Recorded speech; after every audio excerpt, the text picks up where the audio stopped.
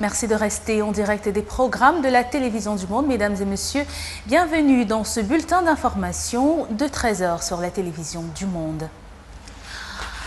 La journée mondiale dédiée à la ménopause se célèbre ce vendredi 18 octobre 2019. La ménopause, encore très mal connue de beaucoup de femmes. Au sujet de ses causes et de ses symptômes, je vous propose ce reportage pour en savoir plus.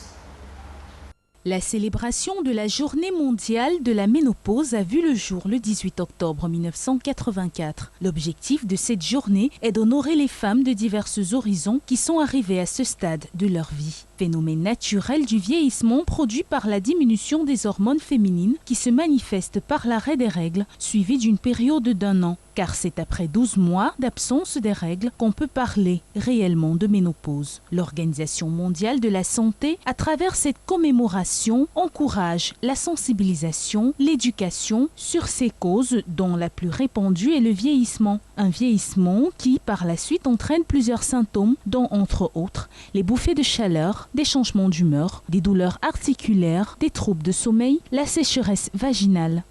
Des signes annonciateurs qui varient d'une femme à une autre en fonction de plusieurs facteurs, tels que le climat, l'état émotionnel, entre autres. Toutefois, parler de ménopause reste encore un sujet tabou pour beaucoup de femmes. Loin d'être une maladie, la ménopause est un phénomène naturel. Mieux encore, un changement physiologique lié à une certaine période de la vie d'une femme. La femme ménopausée mérite donc d'être encouragée, soutenue et éduquée sur ce que représente cette phase de la vie. D'où la raison d'être de cette journée mondiale dédiée à ces femmes tous les 18 octobre de chaque année.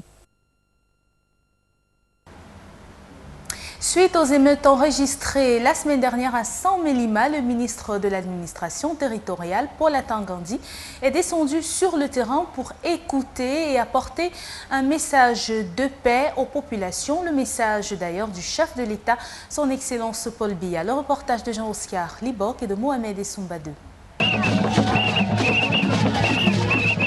Les gestes qui soulagent et apaisent les cœurs des communautés malencontreusement mises en conflit à San-Mélima. Paul Atangandi, ministre de l'administration territoriale, est descendu sur le terrain ce jeudi au chef-lieu du département du Dja et le Beauvoir, écouter et apporter le message de paix du vivre ensemble du chef de l'État. Plusieurs tableaux ont meublé cette grande descente du Binat à San-Mélima. Premier tableau, réunion avec les chefs de terre de la localité, gouverneur, préfet et sous-préfet. Mais d'entrée de jeu, je voudrais dire, le gouverneur m'a fait le rapport, le préfet également.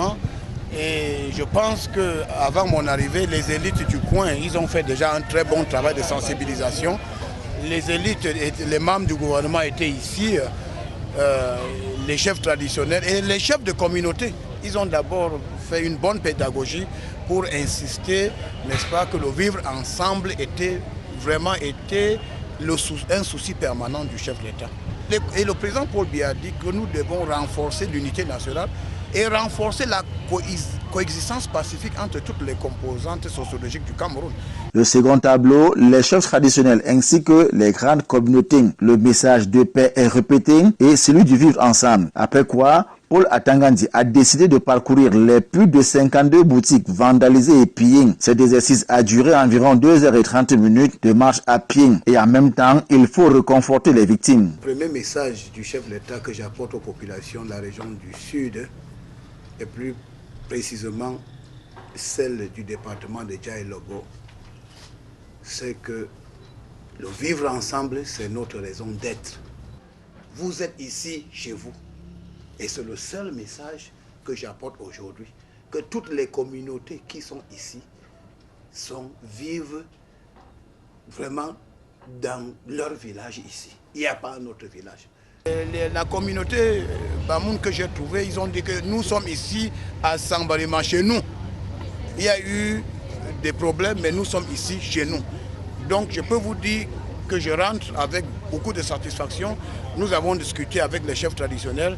Nous venons de discuter avec des conducteurs de moto-taxi pour leur dire qu'ils sont des citoyens à part entière, non les citoyens entièrement à part. Nous avons demandé aux conducteurs de mototaxi de travailler étroitement avec les autorités administratives et les forces de maintien de l'ordre. Pour matérialiser le symbole du vivre ensemble, un repas communautaire entre les peuples a été offert à la commune de Saint-Mélimane. Et pour couronner le tout, les conducteurs de mototaxi ont été entendus et un bon de carburant accompagnant une double recette du jour a été accordé à tous les conducteurs des motos ressortissants du Noun et du Sud ont apporté un boom au cœur de ces derniers. Le patron de la territoriale continue ainsi à s'aimer et à transmettre le message de renforcement du vivre ensemble communautaire. Nous sommes venus encourager le vivre ensemble. Il y avait, n'est-ce pas, une mésentente, on peut dire comme ça, c'était une mésentente qui a un peu dégénéré, mais le gouverneur m'a rassuré, l'ordre est revenu, il y a la sérénité.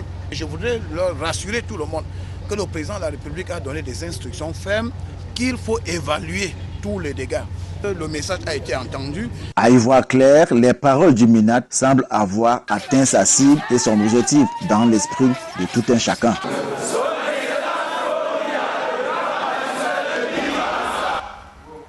Le chef-lieu du département du Dia et Lobo se lève peu à peu de ces mésaventures vécues la semaine dernière après le dialogue intercommunautaire entre les autorités locales appuyées par les élites. Le ministre de l'administration, Paul Atangandi, semble avoir remis tout en ordre. Jean-Oscar Libok, Mohamed Issoumba une fois de plus. Depuis les fameux malentendus et rumeurs qui ont réussi à bouleverser la quiétude des populations de la ville de Saint-Mélimane, la réalité est que la ville vit au ralenti. La peur désormais s'est installée dans l'esprit de certains qui pour la plupart abandonnent tout ce qu'ils ont construit ou entrepris de bâtir pour aller reprendre leur vie ailleurs. La tendance était assez forte que les autorités de la ville, appuyées par les élites, ont réussi à arrêter la saignée, stopper à temps l'hémorragie à travers un dialogue inclusif réunissant toutes les couches communautaires vivantes à Saint-Mélimane, le chef-lieu du département du Dia et Lobo. Plus d'une semaine, on ne travaille pas. C'était à cause du malentendu qu'il y a eu entre le Boulou et le Bamoun suite à un incident. Normalement, le président de la République m'a parlé du vivre ensemble. Donc, si nous tendons la main, on sera effectivement dans leur lot. Un retour au calme et la paix pour qu'on soit dans les vivre ensemble que le président lui m'avait signé. Moi, je suis né. J'ai fait mes études ici. Je connais. Plus on me connaît même ici, plus que mon village. Parce que quand arrive dans mon village, on dit que voilà le boulot là qui est arrivé. La jeunesse active qui a subi cette frustration n'émet qu'un seul vœu, que la vie reprenne comme avant. Saisissant dans la foulée l'appel du vivre ensemble que le ministre de l'administration territoriale Paul Atangandi, messager du chef de l'État Paul Biya, est venu leur porter. Je continue à vivre ensemble. L'homme camerounais est libre de vivre chez lui, partout où il est, il se trouve chez lui. Vous êtes ici, chez vous. Et c'est le seul message que j'apporte aujourd'hui. Que toutes les communautés qui sont ici vivent vraiment dans leur village ici. Il n'y a pas un autre village. Que vous soyez de Fumban, que vous soyez de Bamenda, il y a des gens de Bamenda. Saint-Mélimane la Belle, malgré tous ces événements et incidents malheureux, garde toujours sa coquetterie. Reste à espérer que la vie reprenne son cours normal.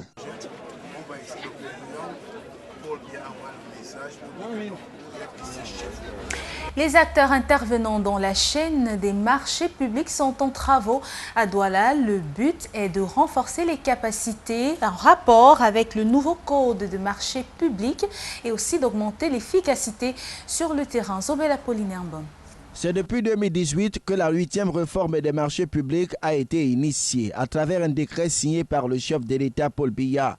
Un ensemble de tests qui apportent des changements dans l'architecture des marchés publics et la structuration des acteurs dans leur attribution de consacrer de nouvelles procédures de passation des marchés publics et de nouvelles orientations pour le contrôle et l'exécution des différents projets. Un an plus tard, l'observation faite sur le terrain relève la difficulté que les acteurs éprouvent à comprendre les nouveaux tests, d'où la nécessité de renforcer leurs capacités. Marché public, il y a à la fois les acteurs institutionnels qui sont de relève des administrations et les acteurs non institutionnels qui sont soit des opérateurs économiques, soit la société civile.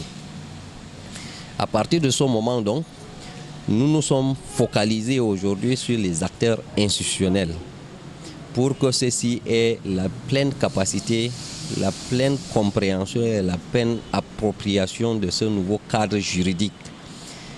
Et qu'à ce niveau, que la machine soit huilée.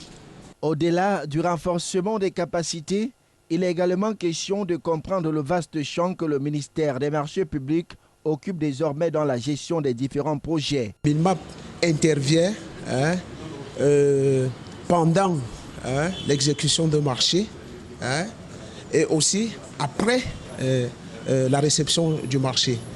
C'est-à-dire, le Minmap intervient même pendant la période de garantie.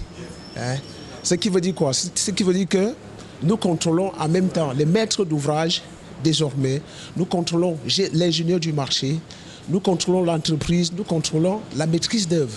Par le passé, il a été noté une faible exécution des marchés due à certaines pesanteurs. Au niveau de l'exécution, il y a des vrais problèmes aussi de management des projets.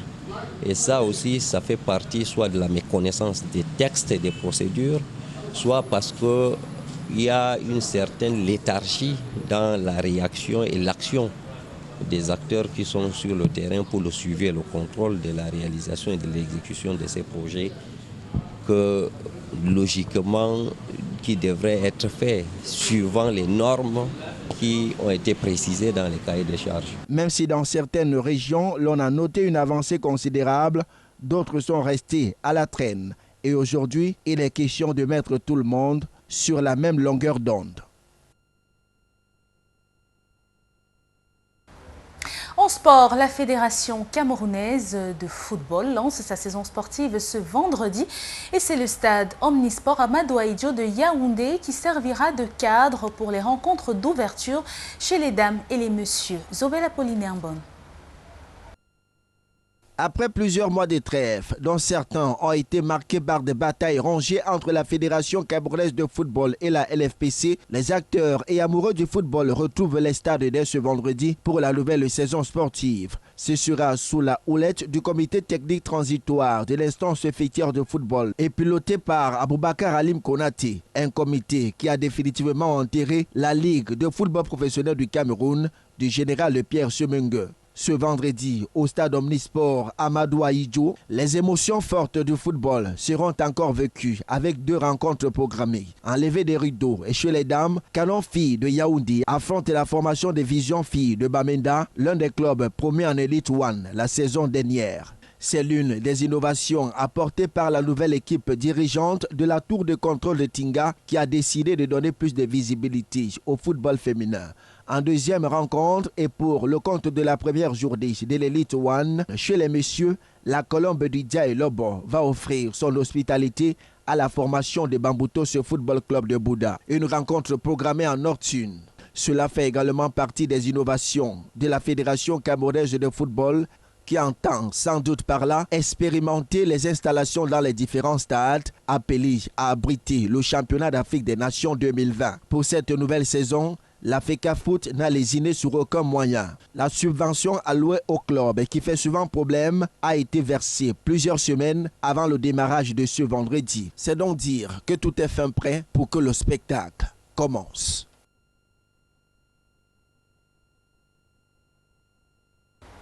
À l'international, au Liban, Beyrouth portait ce matin les stigmates d'une nuit de manifestations et de violences. Des dizaines de milliers de personnes sont descendues dans la rue, question de revendiquer un changement drastique de régime. Reportage Euronews. Les stigmates d'une nuit de manifestations et de violences à Beyrouth. Ce matin, plusieurs barricades de pneus en feu étaient encore visibles dans le centre de la capitale libanaise. Une grande partie de la nuit, des dizaines de milliers de personnes ont appelé à la démission du gouvernement et à un changement de régime. Crise économique, coût de la vie, manque d'infrastructures et corruption des dirigeants sont dans le viseur de la population. D'autres manifestations ont eu lieu dans les villes de Saïda et de Tripoli. Les gens meurent de faim, ils meurent. Le crime va augmenter, il va y avoir de plus en plus de vols. Quoi que le gouvernement fasse, parce que les gens meurent de faim. Il y a 6 ou 7 enfants dans chaque foyer. Comment on va les nourrir ? Le déclencheur de ces violentes manifestations, c'est une taxe que le gouvernement a tenté d'imposer sur les messageries Internet type WhatsApp, 18 centimes d'euros pour chaque appel. Dans un pays où les télécommunications sont déjà parmi les plus chères de la région, la nouvelle taxe a été très mal accueillie. Elle a été immédiatement retirée. Ce vendredi a été décrété jour de grève générale dans la fonction publique. Les banques sont fermées et Saad Hariri, le Premier ministre, devrait s'exprimer dans la journée. Face à ses partenaires, la France émet des doutes au sujet des réserves, au sujet de l'ouverture de ses négociations avec l'Albanie et la Macédoine du Nord. Reportage.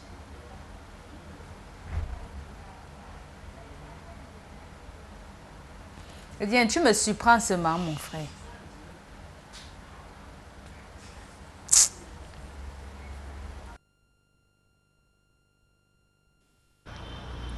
Les stigmates d'une nuit de manifestations et de violences à Beyrouth. Ce matin, plusieurs barricades de pneus en feu étaient encore visibles dans le centre de la capitale libanaise. Une grande partie de la nuit, des dizaines de milliers de personnes ont appelé à la démission du gouvernement et à un changement de régime. Crise économique, coût de la vie, manque d'infrastructures et corruption des dirigeants sont dans le viseur de la population. D'autres manifestations ont eu lieu dans les villes de Saïda et de Tripoli. Les gens meurent de faim, ils meurent. Le crime va augmenter, il va y avoir de plus en plus de vols. Quoi que le gouvernement fasse, parce que les gens meurent de faim. Il y a 6 ou 7 enfants dans chaque foyer. Comment on va les nourrir ? Le déclencheur de ces violentes manifestations, c'est une taxe que le gouvernement a tenté d'imposer sur les messageries Internet type WhatsApp, 18 centimes d'euros pour chaque appel. Dans un pays où les télécommunications sont déjà parmi les plus chères de la région, la nouvelle taxe a été très mal accueillie. Elle a été immédiatement retirée. Ce vendredi a été décrété jour de grève générale dans la fonction publique. Les banques sont fermées et Saad Hariri, le Premier ministre, devrait s'exprimer dans la journée. Et c'est la fin de cette édition de l'information. Merci de nous avoir suivis. Les programmes se poursuivent sur la télévision du Monde. Bon après-midi à tous.